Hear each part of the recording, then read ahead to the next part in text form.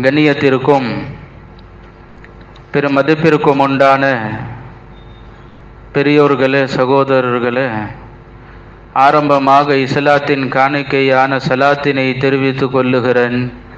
அஸ்ஸலாமு அலைக்கும் வரஹ்மத்துல்லாஹி வபரகாத்துஹு. கண்ணியமானவர்களே, ஹஜ்ரத் அப்துல்லாஹ் இப்னு முபாரக் ரஹிமஹுல்லா நற்குணத்தில் சில விஷயங்களை நான் சொல்லுகிறேன் என்று பதிவு செய்கிறார்கள். இமாம் புகாரி ரஹ்மத்துல்லாஹி அலைஹியுடைய உஸ்தாது ஹஜ்ரத் அப்துல்லாஹ் இப்னு முபாரக் ரஹ்மத்துல்லாஹி அலைஹி அதுல ஃபர்ஸ்ட் பதிவு செய்யறாங்க, பஸ்துல் வஜ்ஹி.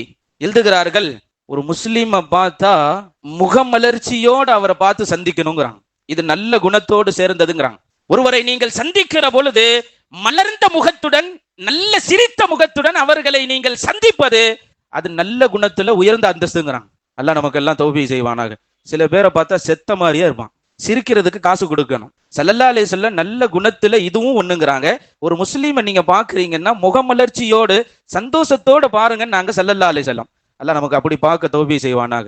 சில பேர் ரோபோ மாதிரியே இருப்பான், ஆமா அவனுக்கு பேரே ரோபோ தான்.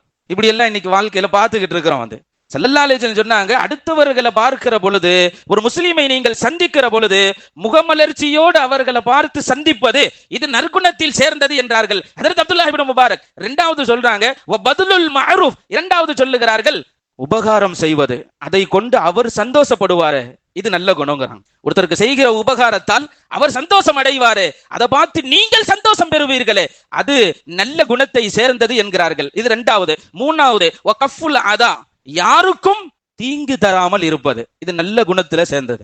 நம்மளை கொண்டு நம்மளுடைய கரத்தாலோ நாவாலோ யாருக்கும் தீங்கு தராமல் இருப்பது, நம்மளுடைய சந்தோஷத்திற்காக வேண்டி அடுத்தவர்களுடைய சந்தோஷத்தை கெடுப்பது, இன்னைக்கு நிறைய நடக்குது. அது குறிப்பாக வாலிபர்களிடத்தில் இன்றைக்கு அதிகமாக இது நடக்கிறது.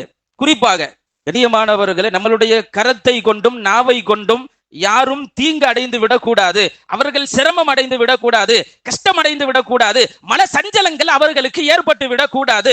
வயதானவர்களை ஓட்டுவதும் அவர்களை ஒரு மாதிரியாக பேசுவதும் இதெல்லாம் நம்ம பாஷையில சொன்னோம்னா கலாக்கிறது அடுத்தவங்களை, அது அவங்க மனசுக்கு வலிக்கும். அது அப்படி செய்யக்கூடாதுன்னு நாங்க ஸல்லல்லாஹு அலைஹி வஸல்லம். அது நல்ல குணத்துக்கு அழகு அல்ல. அது கண்ணியமானவர்களே, யாருக்கும் தீங்கு தராமல் இருப்பது.